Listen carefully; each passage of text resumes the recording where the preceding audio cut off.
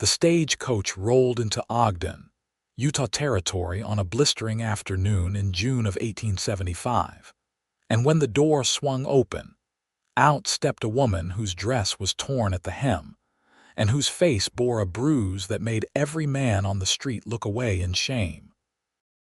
Grace Daniels descended with nothing but a carpetbag, and a look of desperate determination that caught the attention of Vincent Quinn, who had been leaning against the post outside the general store, waiting for a shipment of fence wire that was 3 weeks late.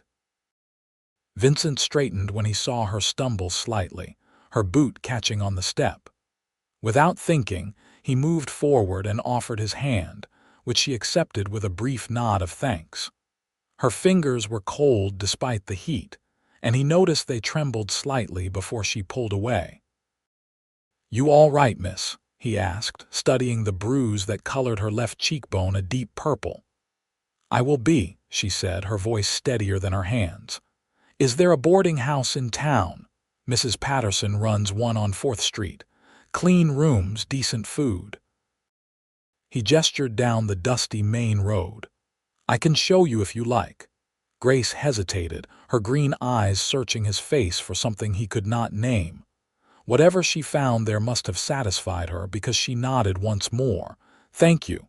That would be kind." They walked in silence for a moment, Vincent carrying her bag despite her initial protest. The town bustled around them with the usual afternoon activity. Wagons creaked past, horses stamped and snorted at the hitching posts, and somewhere a blacksmith's hammer rang against an anvil in steady rhythm. "Been traveling long?" Vincent asked, trying to fill the awkward quiet. "From Nevada. Left in a hurry." She did not elaborate, and he did not press. Mrs. Patterson's boarding house sat at the end of 4th Street, a 2-story white structure with blue shutters and a garden out front that the widow tended with religious devotion. When they climbed the steps to the porch, the door opened before Vincent could knock. "Vincent Quinn, what have you brought me?" Mrs. Patterson was a stout woman in her 60s with sharp eyes that missed nothing and a heart that was softer than she pretended. "Lady needs a room, Mrs. Patterson. Just came in on the stage." The older woman's gaze swept over Grace, taking in the torn dress, the bruise, the way she held herself like someone expecting another blow.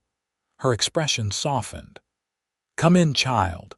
I have a room on the 2nd floor, faces east so you get the morning sun. $1 a week, includes breakfast and supper." "I can pay 2 weeks in advance," Grace said, reaching for the small purse at her waist. "1 week will do fine.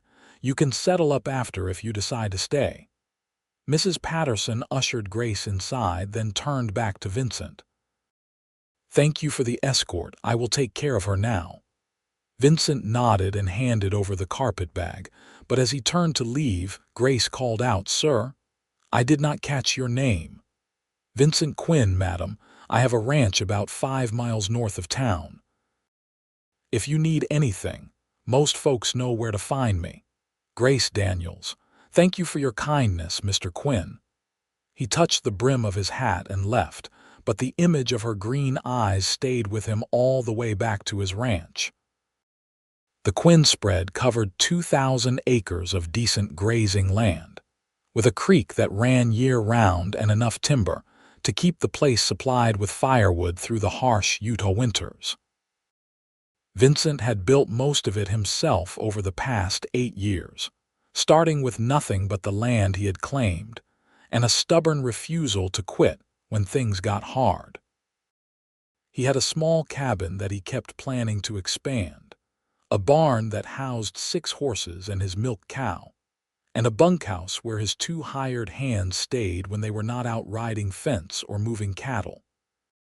His men, Tom and Charlie, were already back when he arrived, sitting on the porch of the bunkhouse and passing a bottle back and forth. "Wire come in," Tom called out. "Not yet. Another delay, probably." Vincent dismounted and led his horse toward the barn.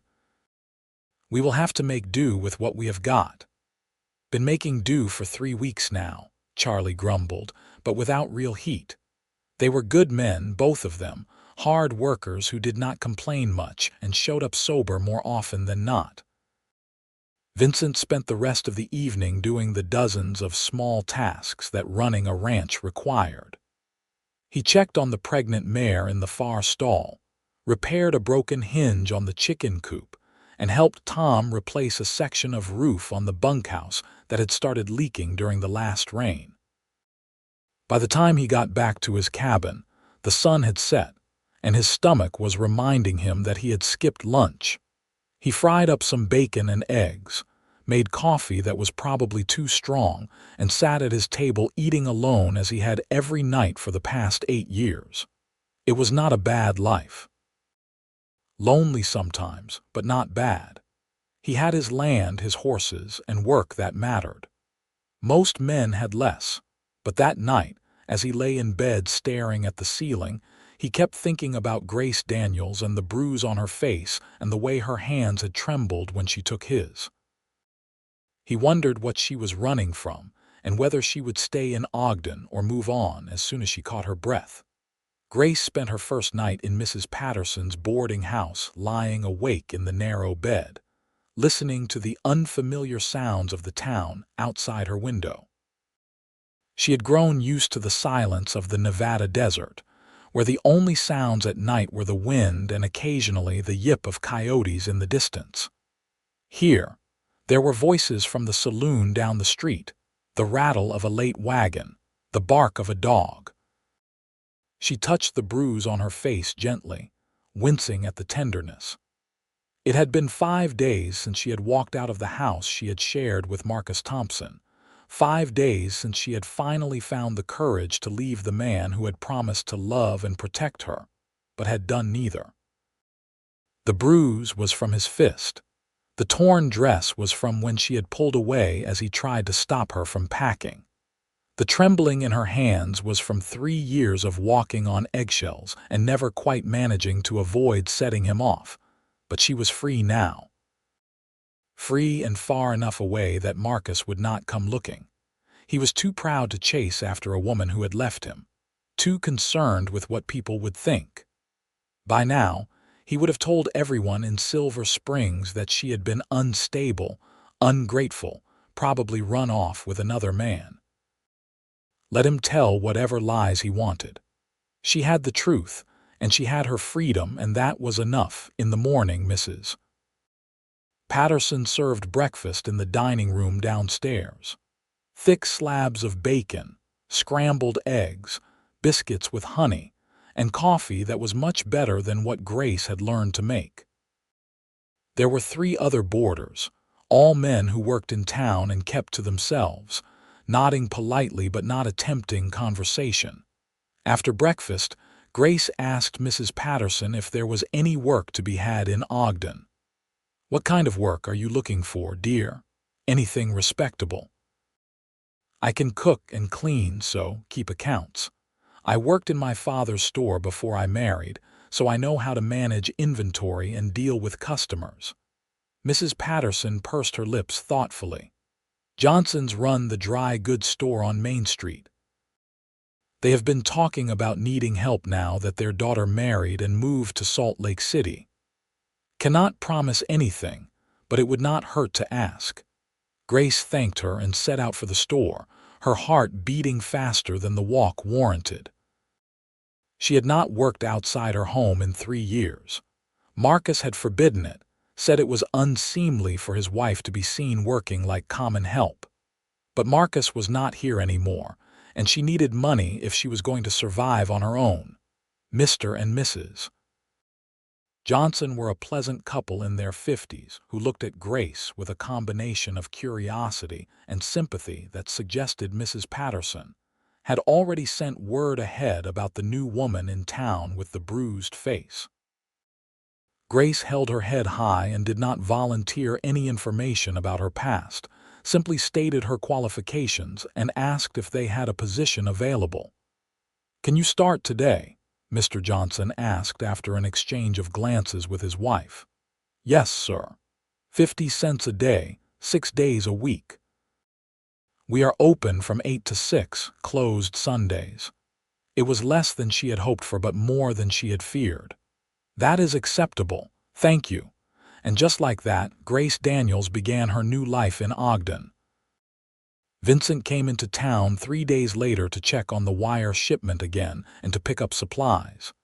He stopped by the dry goods store, as he always did, and was surprised to see Grace behind the counter, measuring out flour for old Mrs. Henderson.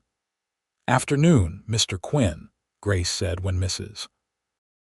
Henderson had taken her package and left. "Can I help you with something? Did not know you were working here. As of 3 days ago. Mr. and Mrs. Johnson were kind enough to give me a chance."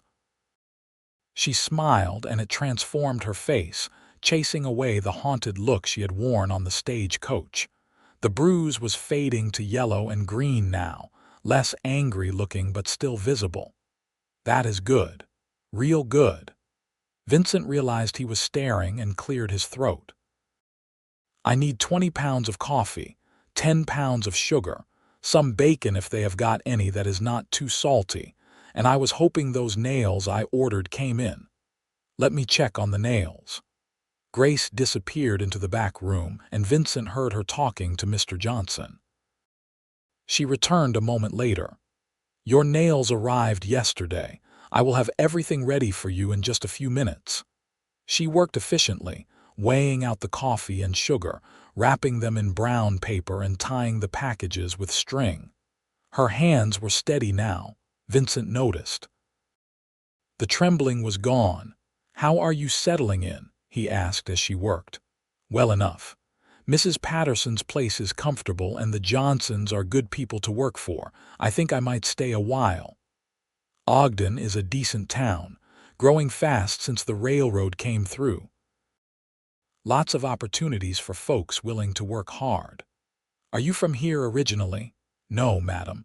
Missouri. Came west after the war, drifted around for a few years before I settled here. Bought my land in '67, been building it up ever since." "The war must have been hard." It was not a question. It was.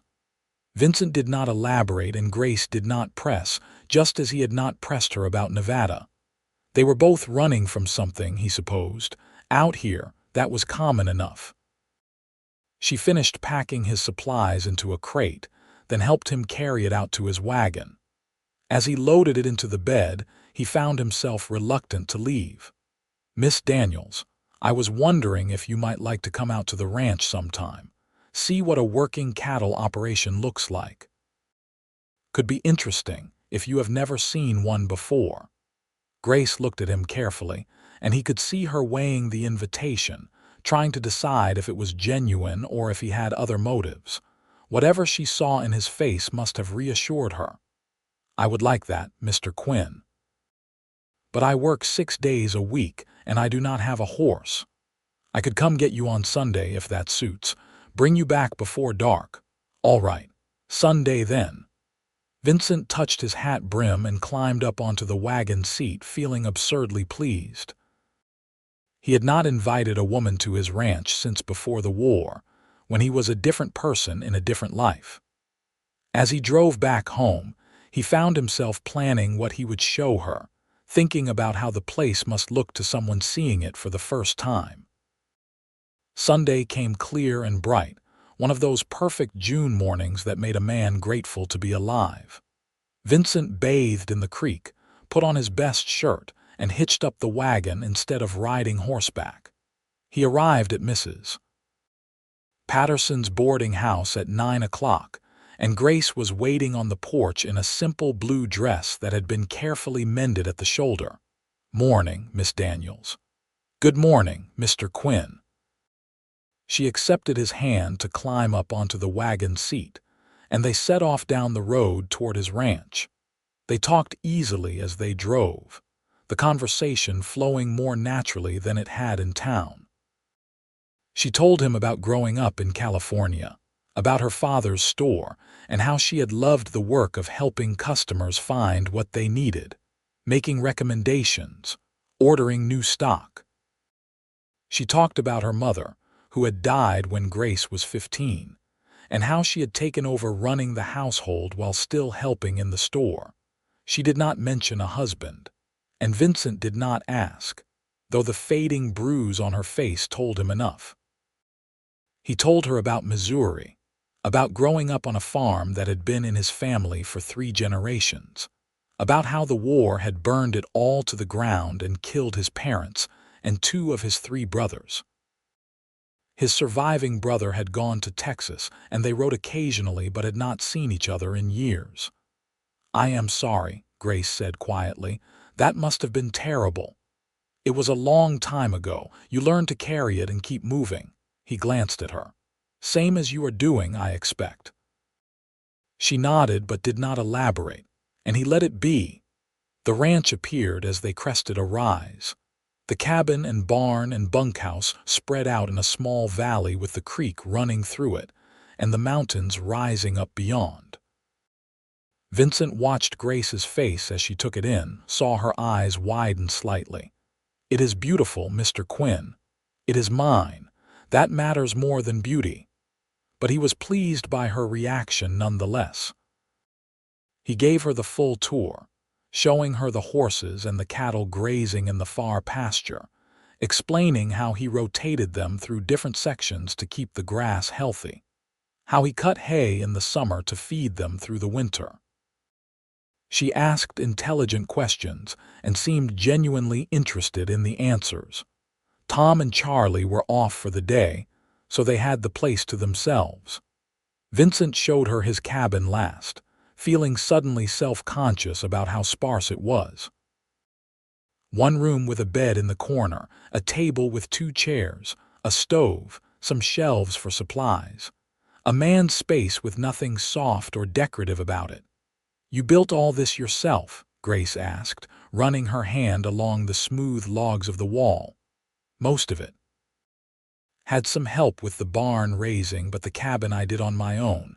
Took me most of a winter working on it whenever I could. You should be proud. It is a good home." It was not really. It was shelter, functional and sturdy, but not a home. Vincent had never quite understood the difference until that moment, seeing his cabin through Grace's eyes and recognizing what it lacked. They ate lunch by the creek.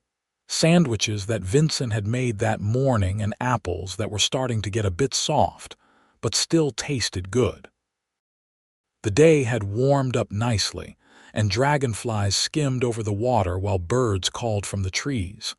"Thank you for inviting me out here," Grace said. "It has been a long time since I felt this peaceful." "You are welcome any time. I mean that." She looked at him for a long moment, and something shifted between them, some acknowledgement that this was more than just a friendly outing. Vincent felt his heart rate pick up. "Mr. Quinn, I should be honest with you. I was married, back in Nevada. I left my husband because he hurt me, and I could not stay anymore." She touched the bruise on her face unconsciously. "If you are looking for someone without complications, someone easy and uncomplicated, that is not me. I have been through things that left marks inside and out. I cannot promise you perfection." Vincent reached out and took her hand, holding it gently. "Perfection would bore me," he said quietly. "You would not." Grace's eyes filled with tears, but she was smiling. "That is a dangerous thing to say to a woman like me, Mr. Quinn."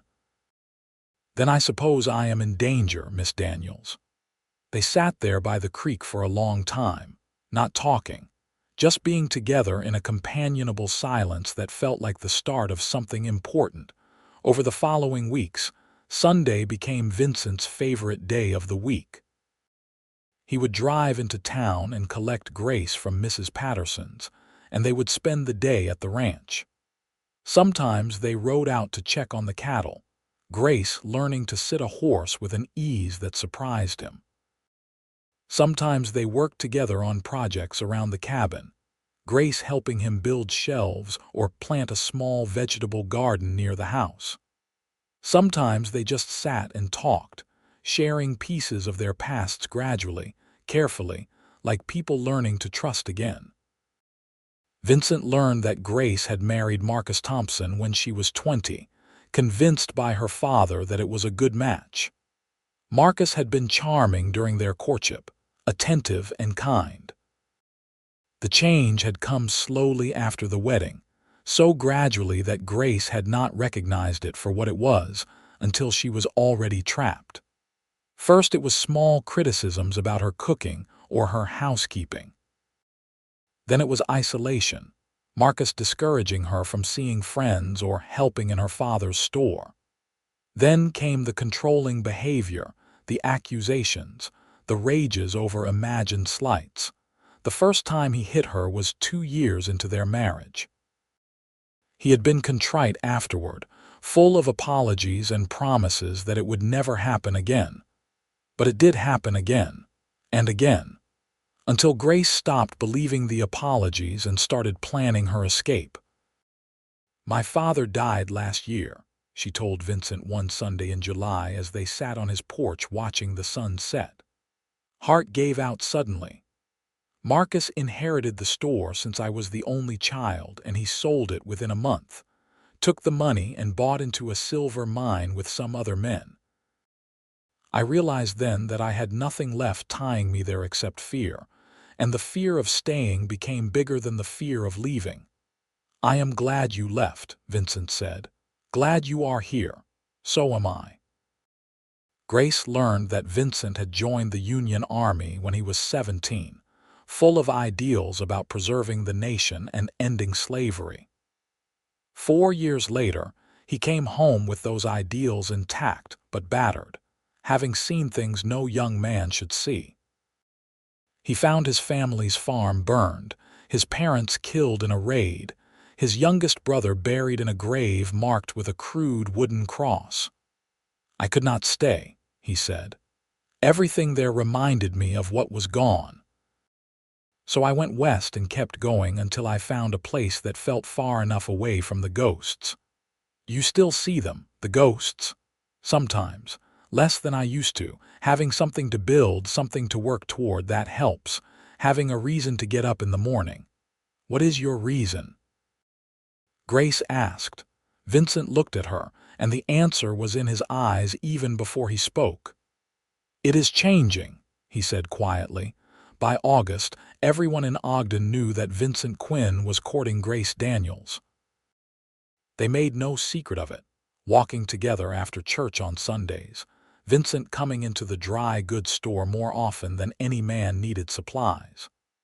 Mrs. Patterson beamed with satisfaction, claiming she had known from the moment Vincent brought Grace to her door that something special was beginning.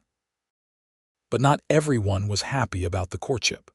Marcus Thompson appeared in Ogden on a Tuesday afternoon in the middle of August, riding in on a dusty horse and asking after his wife.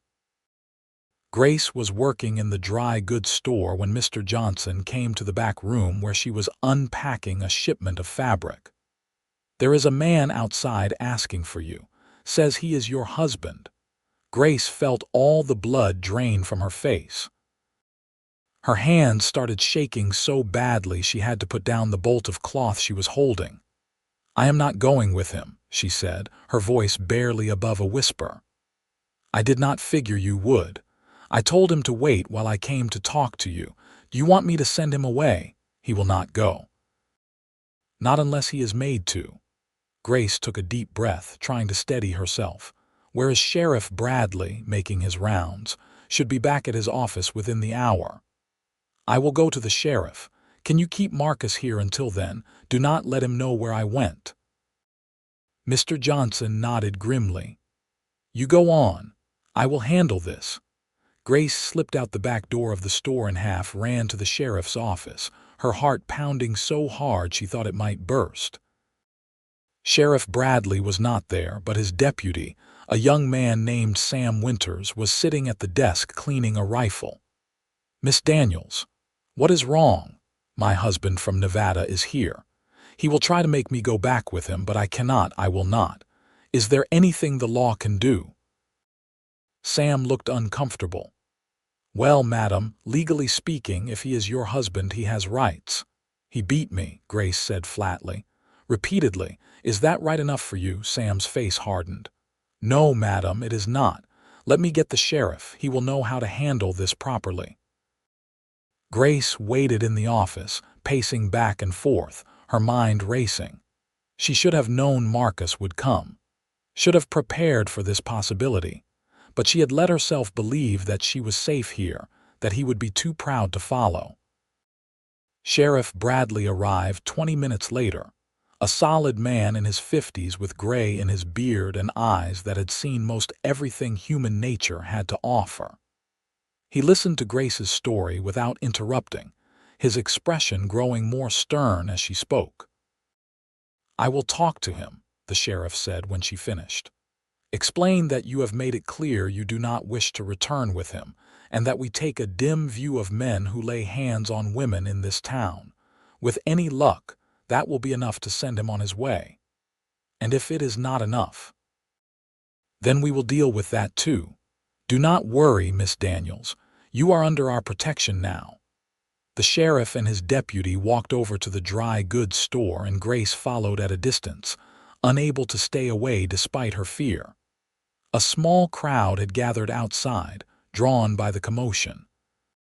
Marcus stood on the boardwalk arguing with Mr. Johnson, his voice loud enough to carry down the street. "That is my wife, and I have every right to speak with her." "The lady does not wish to speak with you," Mr. Johnson said firmly. "And this is my store. I am asking you to leave." Marcus looked like he was about to push past Mr. Johnson when Sheriff Bradley's voice cut through the tension. "Mr. Thompson, I am Sheriff Bradley. I would like a word with you." Marcus turned, his face flushed with anger. He was a handsome man, Grace had to admit.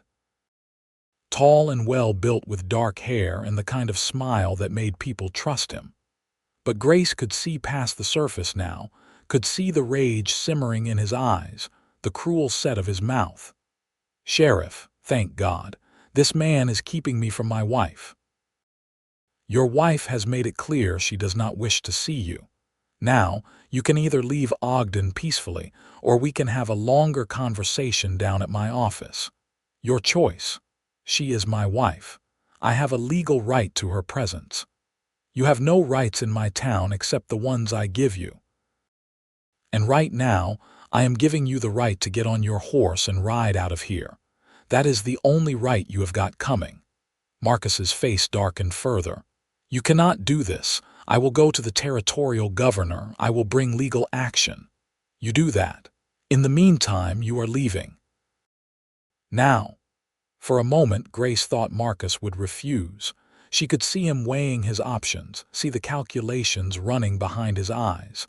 Then his gaze found her in the crowd, and the look he gave her was pure venom. "You think you can hide here?" he called out. "You think some sheriff and a few townspeople can protect you? You are my wife, Grace.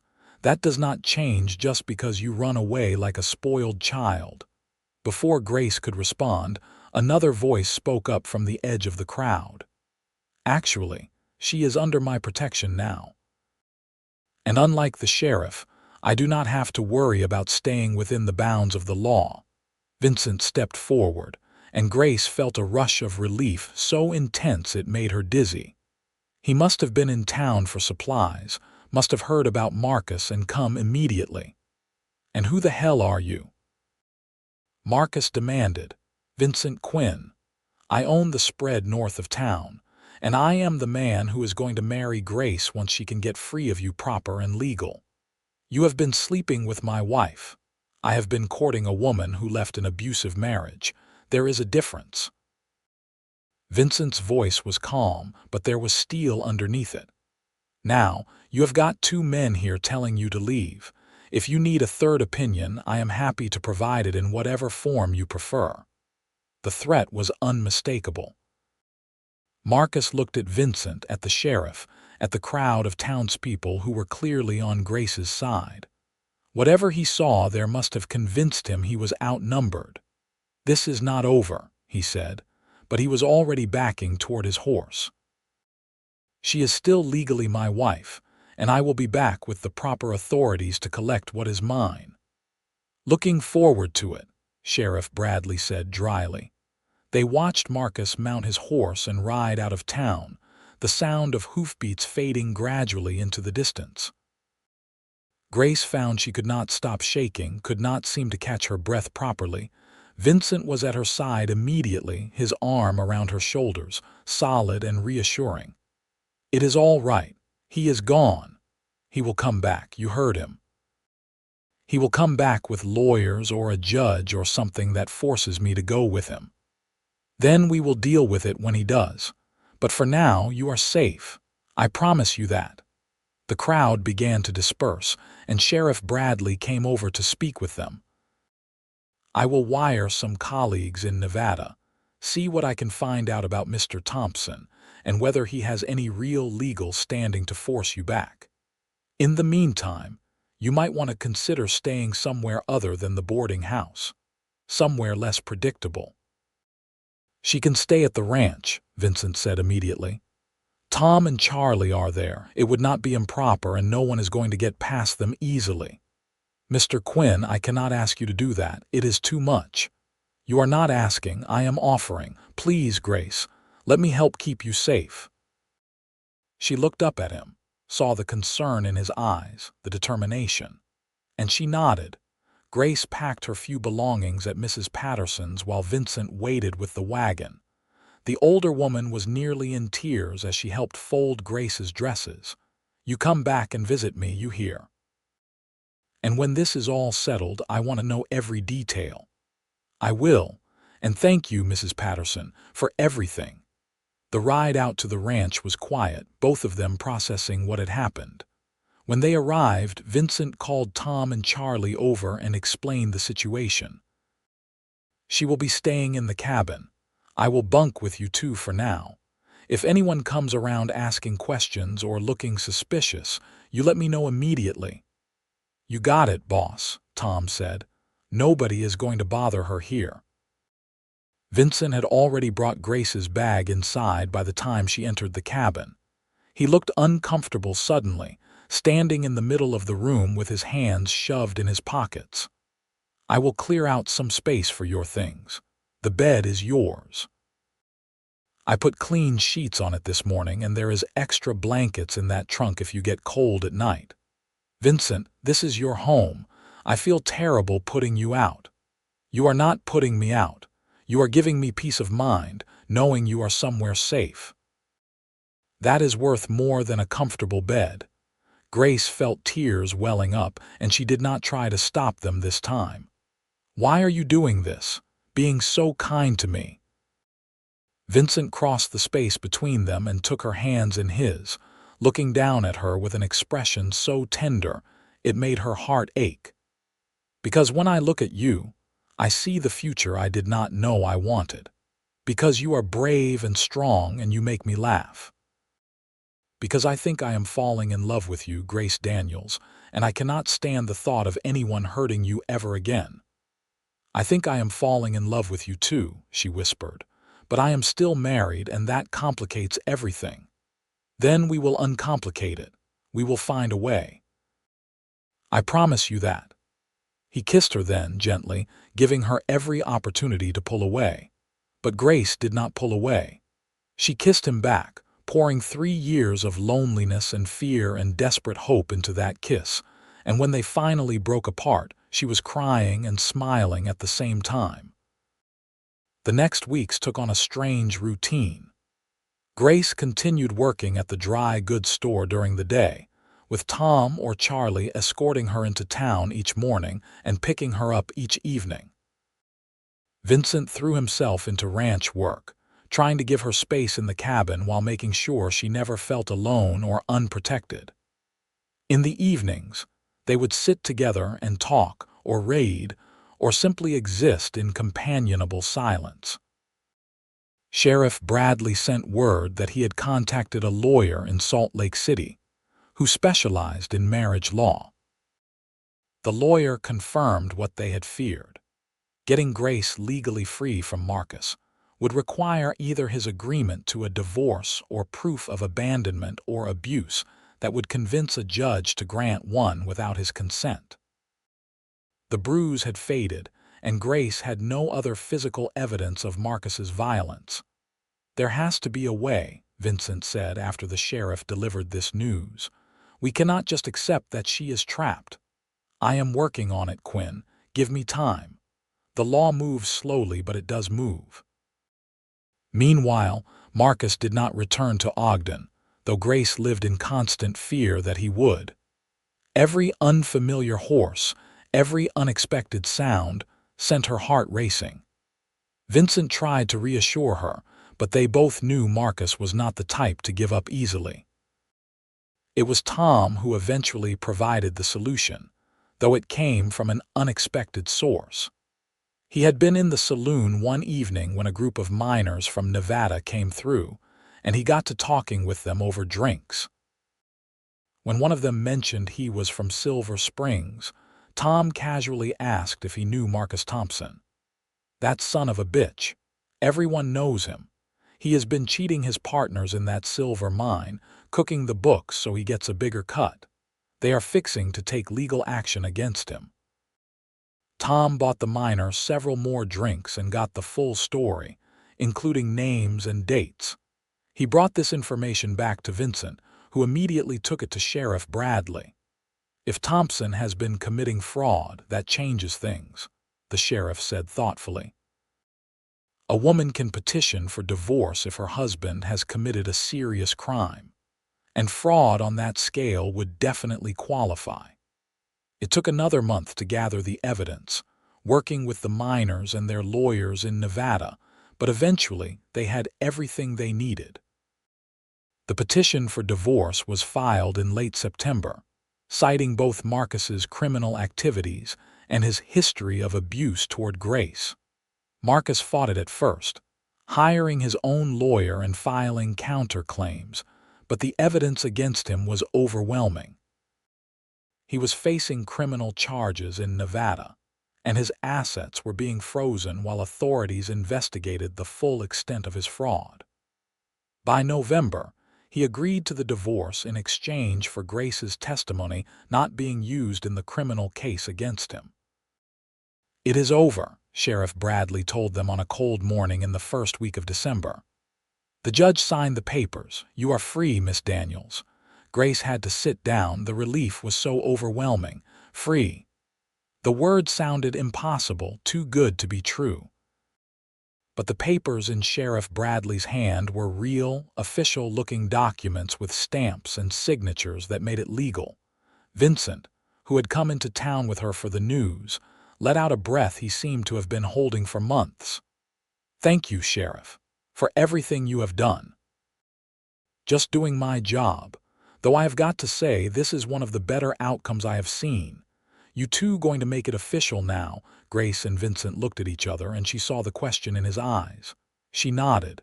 "Yes," Vincent said, a grin breaking across his face. "Yes, we are." They were married 2 weeks later, on a clear winter day with snow on the mountains, and the whole town of Ogden turned out to celebrate. Grace wore a new dress that Mrs. Patterson had helped her sew, deep green to match her eyes. Vincent wore his best suit and looked so nervous that Tom and Charlie spent the whole morning before the ceremony teasing him mercilessly. The ceremony was held in the small church on 3rd Street, with the pastor who had baptized half the children in town officiating. When it came time for the vows, Vincent's voice was steady and sure. "I promise to love you all the days of my life, to protect you and provide for you, to listen when you need to talk and give you space when you need silence. I promise to build a life with you that is worthy of the courage it took for you to find me." Grace had to wipe tears from her eyes before she could speak her own vows. "I promise to love you with everything I have, to stand beside you in hard times and good times, to be your partner in all things. I promise to trust you, even when trust is hard, and I promise to remind you every day how grateful I am that you saw something in me worth fighting for."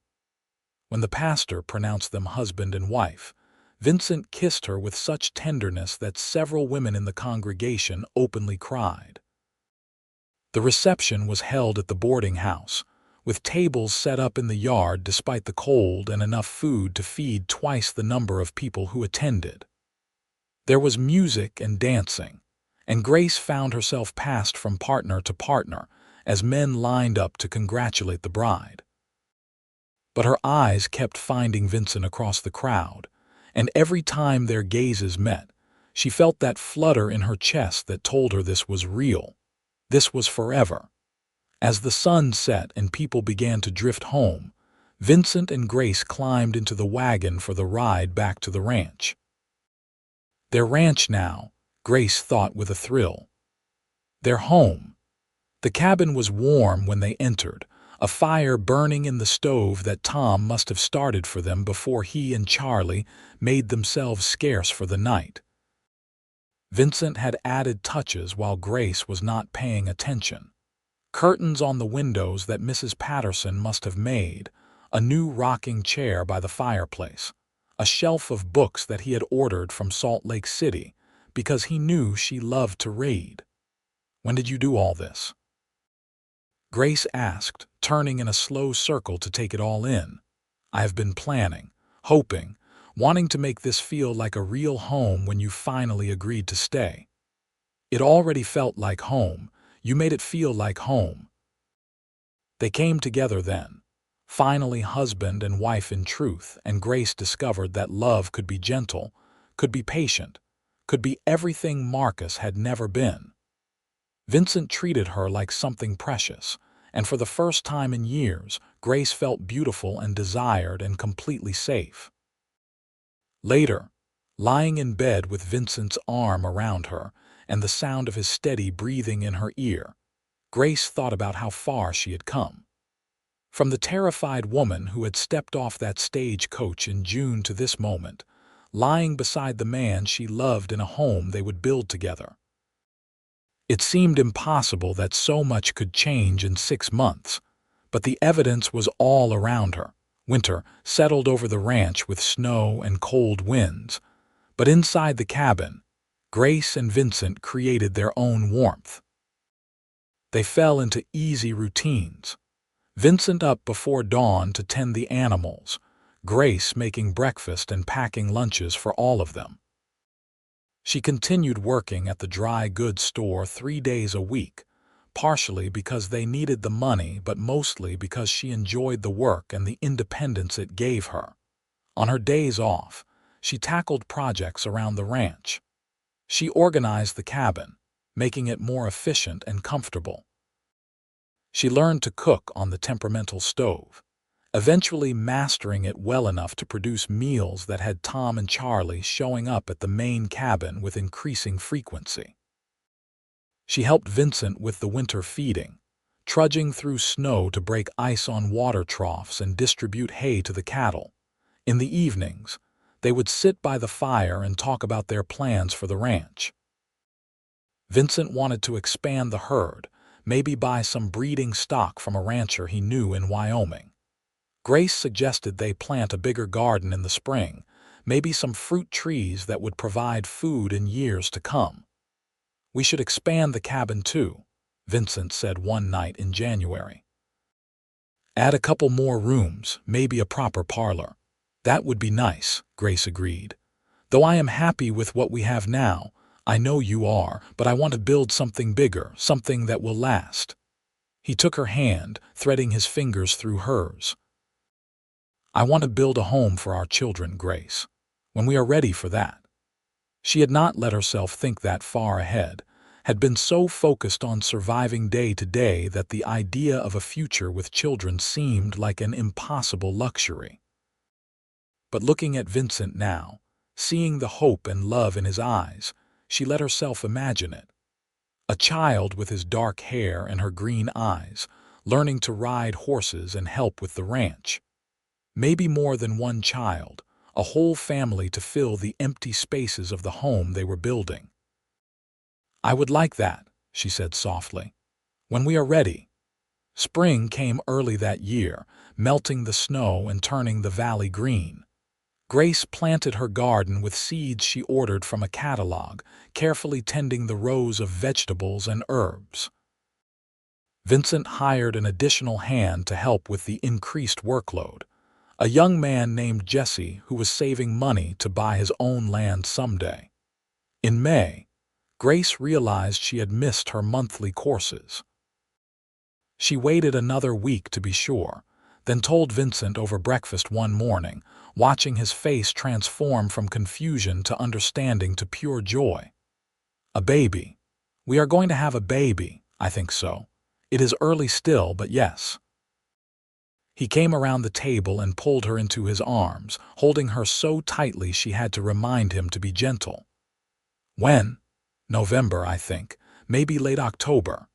We need to start on those additional rooms right away, and you should stop working at the store. You need to rest." "Vincent, women have babies all the time while working. I'm not fragile." "I know you are not fragile, but let me take care of you anyway. Please." She saw the fear underneath his excitement, the worry that something would go wrong, that he would lose this happiness as he had lost so much before. So she agreed to cut back her hours at the store, though she refused to stop working entirely. The pregnancy was easy at first, though by July the heat made Grace miserable, and the growing weight of the baby made her clumsy. Vincent treated her like spun glass, constantly hovering until she had to tell him firmly to give her space. But his protectiveness came from love, she knew, and she tried to be patient with it. In August, they started on the additions to the cabin.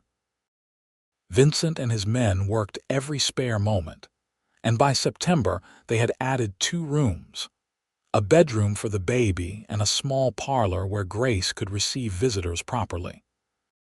She sewed curtains for the windows and made quilts for the baby's cradle, which Vincent had built by hand and carved with intricate designs of horses and mountains. Mrs. Patterson threw a gathering for Grace in October, inviting all the women in town to bring gifts and advice.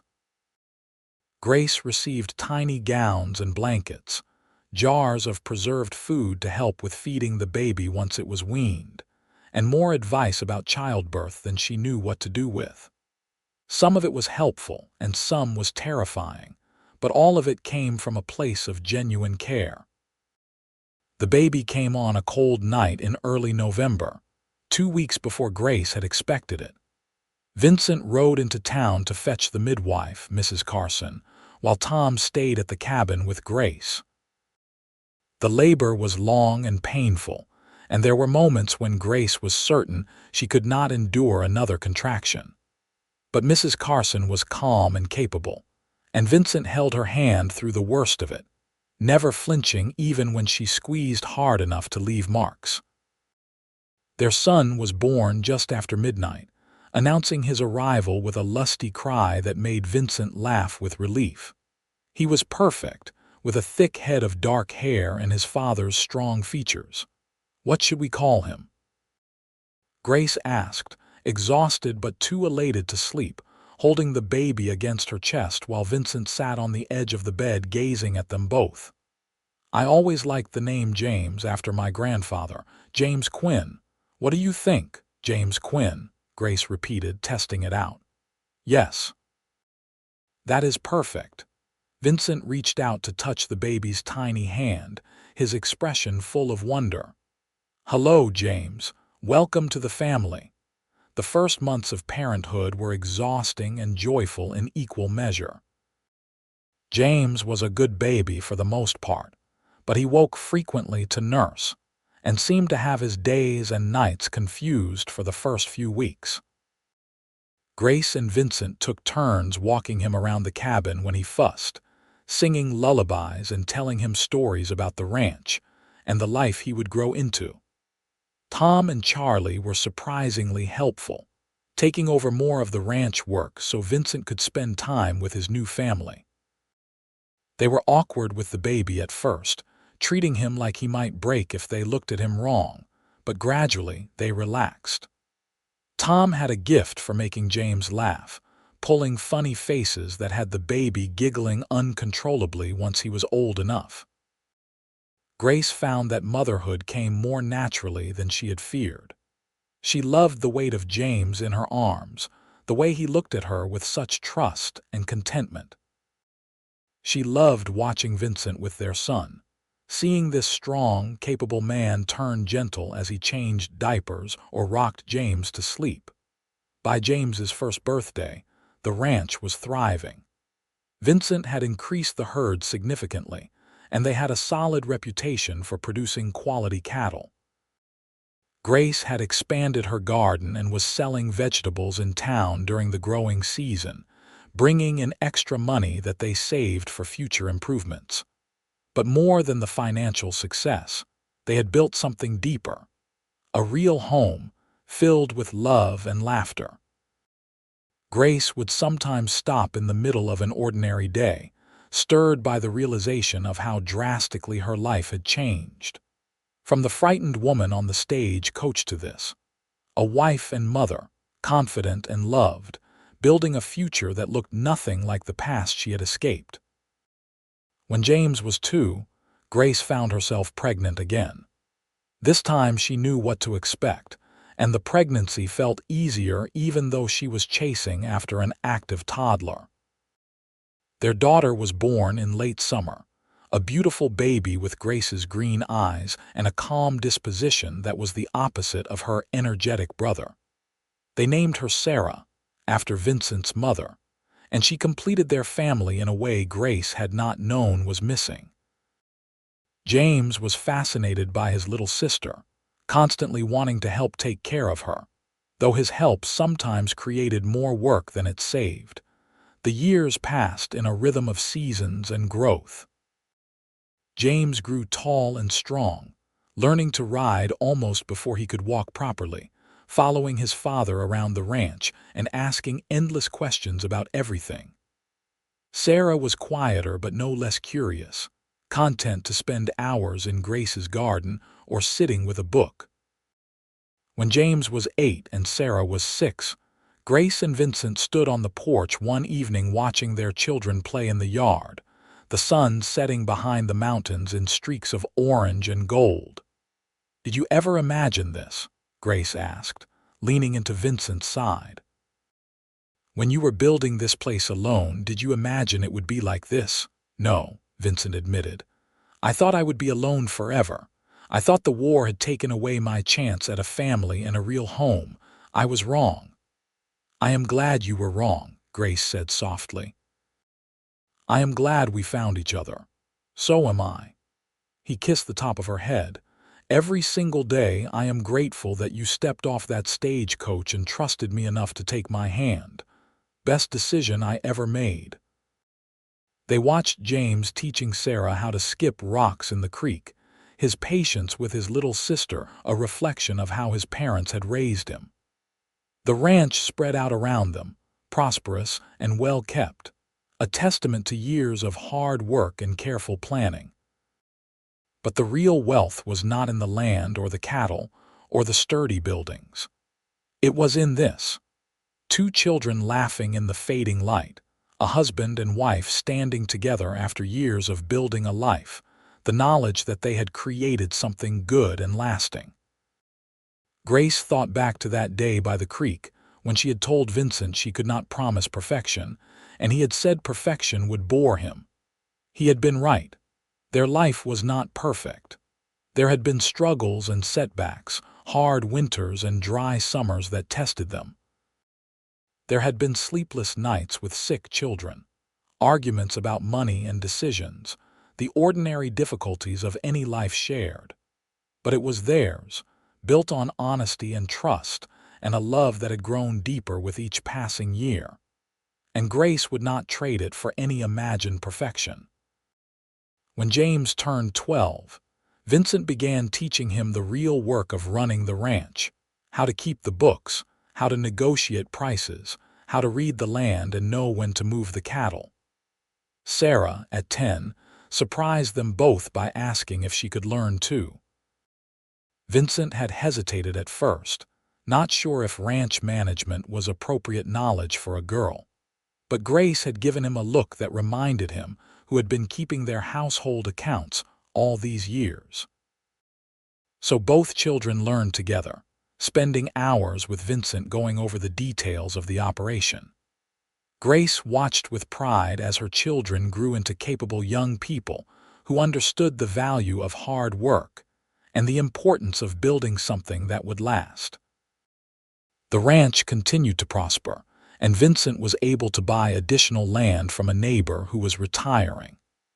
They now had over 3,000 acres, with a larger herd and enough hired hands that Vincent could afford to step back from some of the day-to-day work. On a Sunday afternoon in late spring, when James was 15 and Sarah was 13, the family gathered for a picnic by the creek where Grace and Vincent had shared their first kiss all those years ago. The children were older now, on the edge of becoming adults, but they still indulged their parents by participating in these family traditions. "Tell us the story again," Sarah asked, settling herself on a blanket. "About how you met." Grace and Vincent exchanged a smile. Their children never tired of hearing about how their parents had found each other, though Grace suspected it was less about the romance and more about the dramatic elements of her escape from Nevada. "Your mother stepped off the stagecoach looking like she had been through a war," Vincent began, his voice falling into the familiar rhythm of the story they had told many times.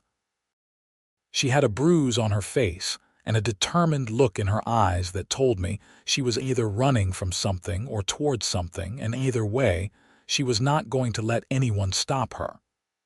"And you thought she was beautiful," Sarah prompted. "I thought she was the bravest person I had ever seen," Vincent corrected gently. "The beauty came later, when I got to know who she really was."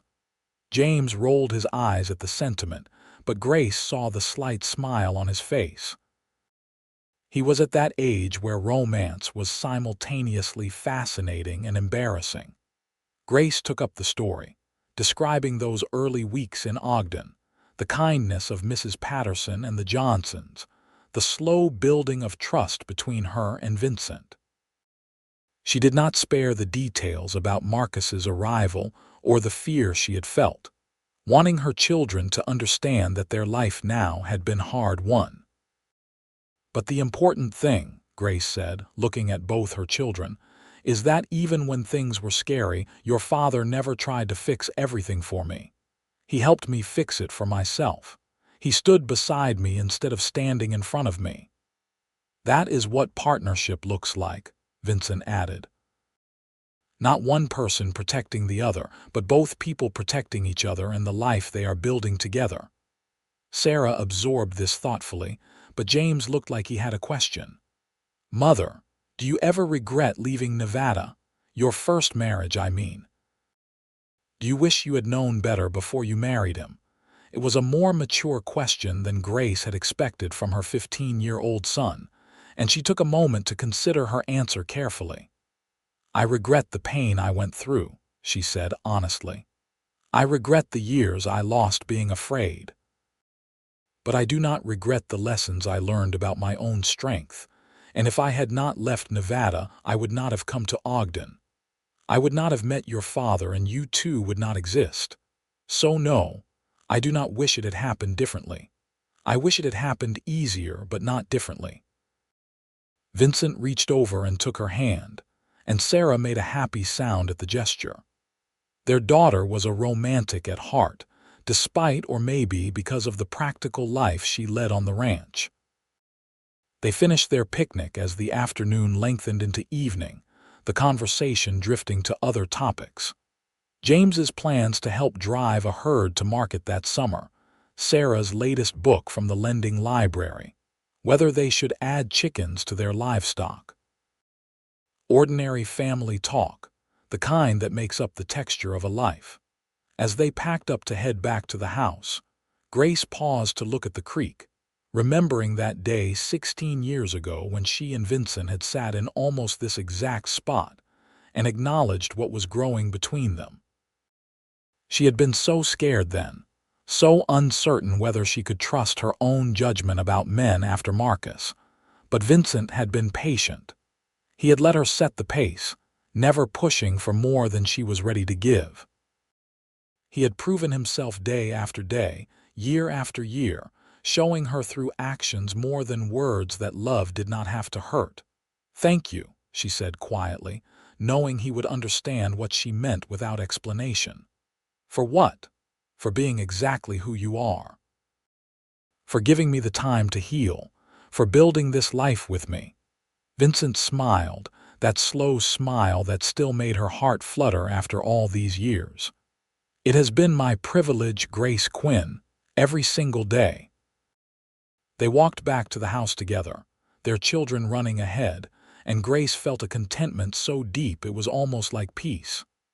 This was what happiness looked like, not dramatic or perfect, but steady and real, built on a foundation of trust and respect, and a love that had weathered every storm and come out stronger. As the years continued to pass, James grew into a young man who was serious and hardworking like his father, but with Grace's gentle way with people. When he was 19, he met a girl from a neighboring ranch, and Vincent gave him a piece of land to build his own place when they got engaged. Grace watched her son marry and start his own family, feeling the bittersweetness of seeing him move into his own life while remaining part of theirs. Sarah proved to have a head for business that surpassed either of her parents.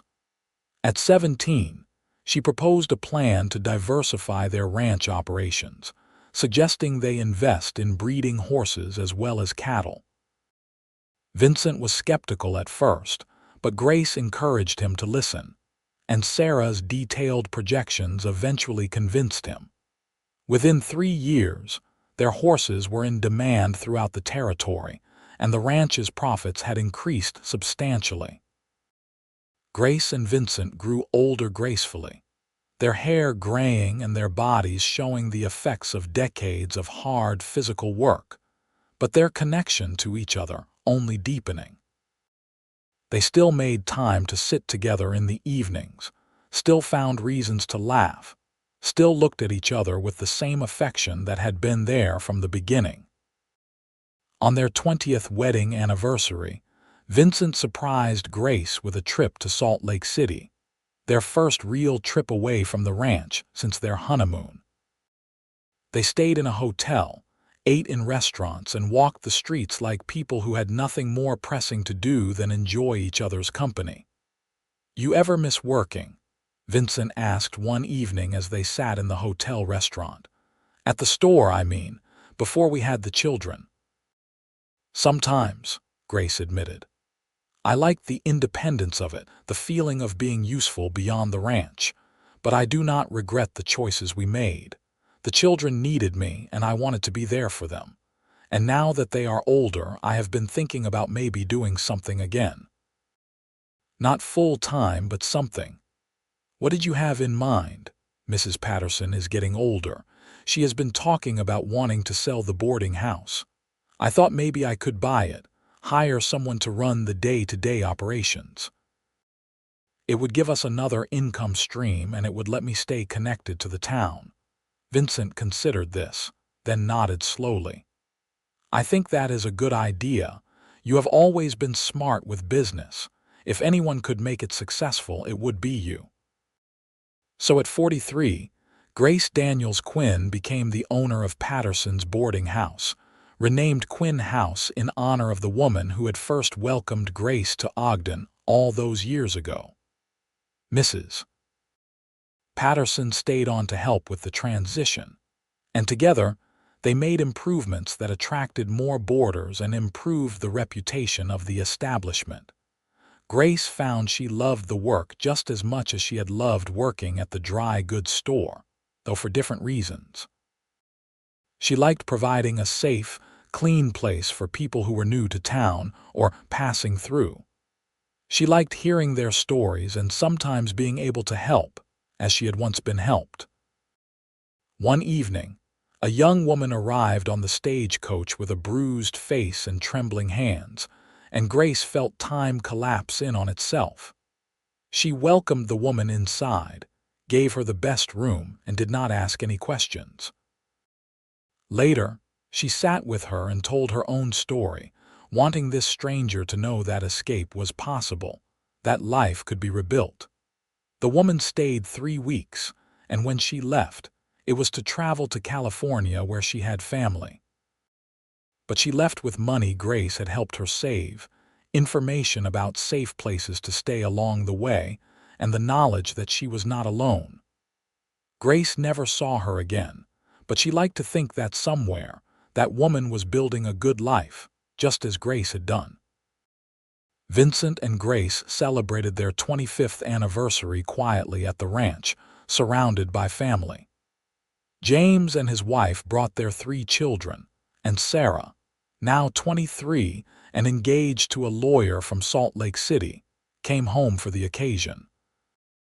The house was full of noise and laughter, and Grace moved through the chaos feeling grateful for all of it. That evening, after the grandchildren were in bed and the young people had gone out to sit on the porch, Vincent and Grace found themselves alone in the parlor. 25 years, Vincent said, shaking his head in wonder. Seems impossible. Seems like both a lifetime and no time at all, Grace replied. I still remember the day you helped me off the stagecoach. I remember thinking your eyes were kind. I remember thinking you looked like you had the weight of the world on your shoulders and I wanted to help carry it. You did help carry it. You still do, every single day. Vincent pulled her close, and they swayed together gently, even though there was no music. They did not need music after 25 years. They had their own rhythm, built from thousands of days spent side by side, working toward common goals and supporting each other through victories and setbacks. I love you, Grace Quinn, Vincent said softly. More now than when we married, which I would not have thought possible. I love you too. You are the best thing that ever happened to me, you and our children and this life we built. They stayed there together as the night deepened outside, content in the knowledge that they had succeeded at the hardest and most important work 2 people can undertake, building a partnership that lasted, a love that endured, a family that thrived. As Grace moved into her 50s, she began to think about legacy and what would remain when she and Vincent were gone.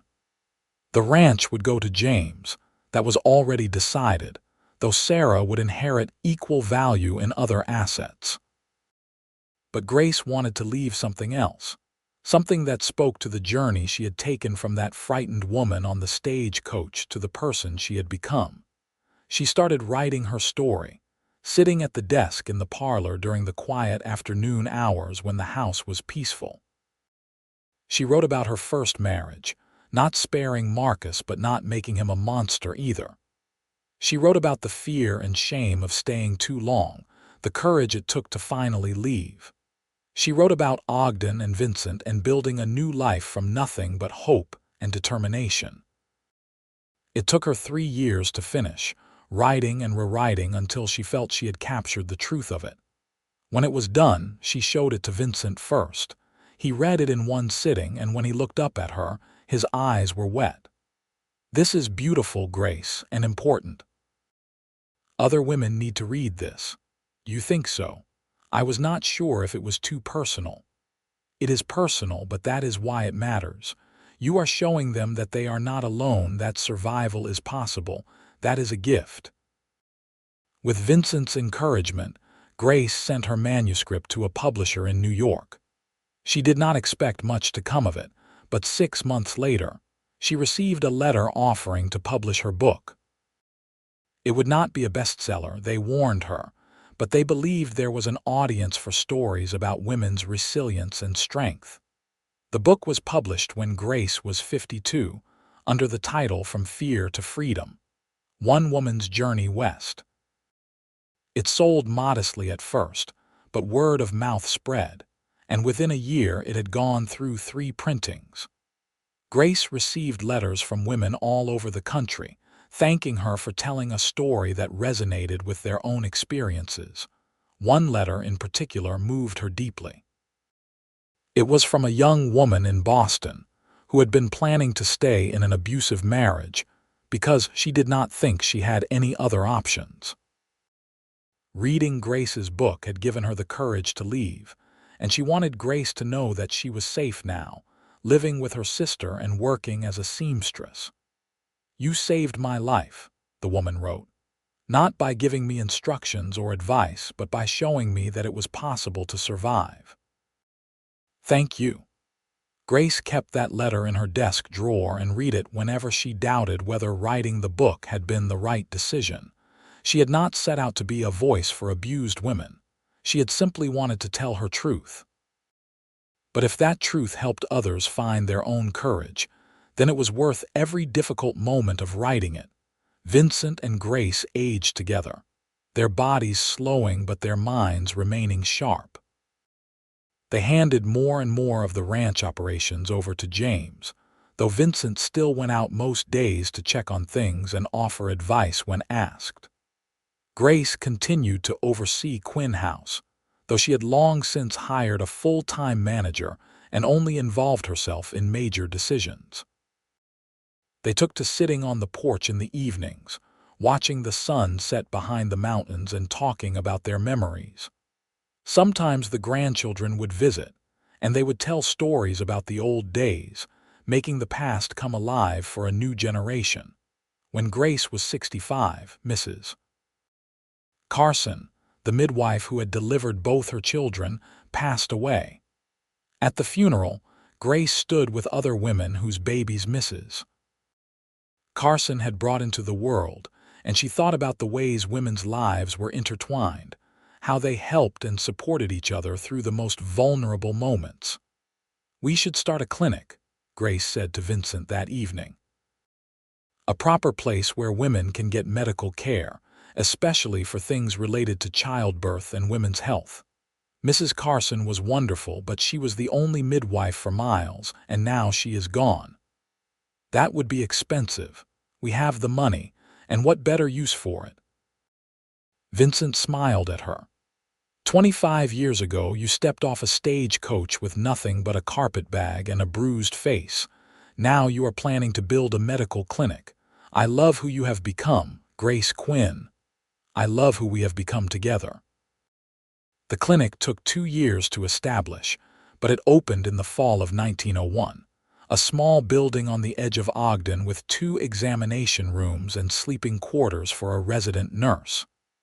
They hired a young doctor from Salt Lake City, a woman named Dr. Elizabeth Crawford, who had trained in the East and was eager to serve in a community that needed her skills. The clinic was immediately popular, serving not just Ogden but surrounding communities as well. Grace served on the board and helped with fundraising, ensuring that no woman was turned away for lack of money. It became one of her proudest accomplishments, a tangible way of giving back to the community that had welcomed her so many years before. As they moved into their 70s, Vincent's health began to decline. His joints ached from decades of ranch work, and his heart was not as strong as it once had been. Grace took care of him tenderly, reversing the roles from those early days when he had protected her. Now she was the strong one, making sure he took his medication and did not overexert himself. "I am sorry I am slowing down," Vincent said one afternoon when Grace had insisted he rest instead of helping James mend fence. "You have earned the right to slow down. And I am not ready to lose you yet, so you are going to take care of yourself whether you like it or not." He reached for her hand, his grip still strong despite his age. "I have had a good life, Grace, better than I ever dreamed when I was a young man surviving the war. You gave me that." We gave it to each other. On their 50th wedding anniversary, the whole family gathered at the ranch for a celebration. James and his family were there, including 4 grandchildren ranging in age from 28 to 15. Sarah and her husband brought their 2 children. The house was full to bursting, with people spilling out onto the porch and into the yard. Someone had arranged for a photographer to come from Salt Lake City, and he took pictures of the whole family, precious images that captured this moment in time. Grace looked at her family gathered around her and Vincent. saw the next generation already starting families of their own, and felt overwhelmed by the richness of it all. During the dinner, James stood to give a toast. 50 years is a rare accomplishment, and my parents have not just endured for 50 years. They have thrived. They have built something remarkable. This ranch, their business ventures, but most importantly, a family that knows what love looks like. Thank you, Mother and Father, for showing us how to build a life worth living. Everyone raised their glasses, and Grace wiped away tears. She looked at Vincent and saw him doing the same, and they smiled at each other through their tears. Later, when the party had wound down and they were alone in their bedroom, Vincent pulled out a small box. "I got you something." Inside was a locket, gold and intricately carved. Grace opened it and found 2 pictures, one of her and Vincent from their wedding day and one recent photo of their whole family. "So you can carry us all with you," Vincent said. "I already do, always." But she let him fasten the locket around her neck, and she wore it every day afterward. Vincent passed away peacefully in his sleep 2 years later, at the age of 74. Grace found him in the morning, still looking peaceful, and though her heart broke, there was also a sense of gratitude that he had not suffered, that he had simply slipped away during the night. The funeral was attended by what seemed like half the territory. Vincent had been a respected figure in the community, known for his fairness and integrity. But more than that, people came to support Grace, who had touched so many lives through her work and her book, and simply by being the kind of person who helped others. Grace grieved deeply, but she did not fall apart. She had learned long ago that she was stronger than she thought, and Vincent's love had only reinforced that strength. She continued to run Quinn House, continued her work with the clinic, continued to be present in her children's and grandchildren's lives. She lived another 10 years after Vincent's death, years that were quieter but still full of purpose. She saw James's children start having children of their own, making her a great-grandmother. She saw Sarah's daughter become the first woman lawyer in Ogden, carrying on the family tradition of breaking barriers. On a warm afternoon in late spring, Grace felt tired and went to lie down for a rest. She did not wake up, passing away at the age of 82 with the same peace that had marked Vincent's death.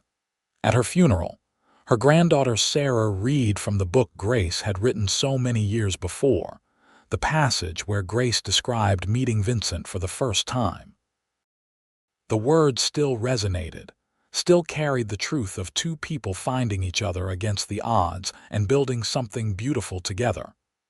They buried her next to Vincent in the cemetery on the hill overlooking Ogden with a simple headstone that read, "Grace Daniels Quinn, 1852-1934.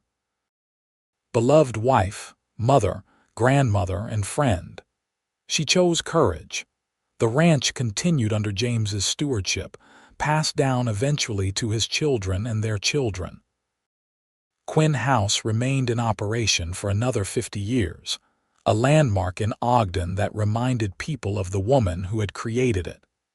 The clinic grew into a full hospital, serving the community for generations. But perhaps Grace's greatest legacy was the story she left behind, of a woman who escaped an abusive marriage, who found love and safety with a good man, who built a life of meaning and purpose. Her book was republished several times over the years, finding new audiences in each generation, inspiring women to believe that they too could choose courage, could rebuild their lives, could find happiness after hardship. And somewhere in every copy, preserved in ink and paper, was the exchange that had started it all. "I cannot promise perfection," she had said, and he had replied, "Perfection would bore me. You would not." Those words became a testament to the kind of love that sees people fully, flaws and all, and chooses them anyway. The kind of love that does not demand perfection, but celebrates the beautiful, complicated reality of two imperfect people building a life together. It was the kind of love that lasted, the kind that mattered, the kind that Grace and Vincent had shown was possible even in the harsh landscape of the Wild West. And their story, passed down through generations, reminded people that the bravest thing anyone can do is choose hope over fear, trust over cynicism, and love over the safer option of remaining alone. Grace and Vincent Quinn had done exactly that, and in doing so, they had created something that transcended their own lives. A legacy of courage, compassion, and the transformative power of choosing to love and be loved fully, imperfectly, and without reservation.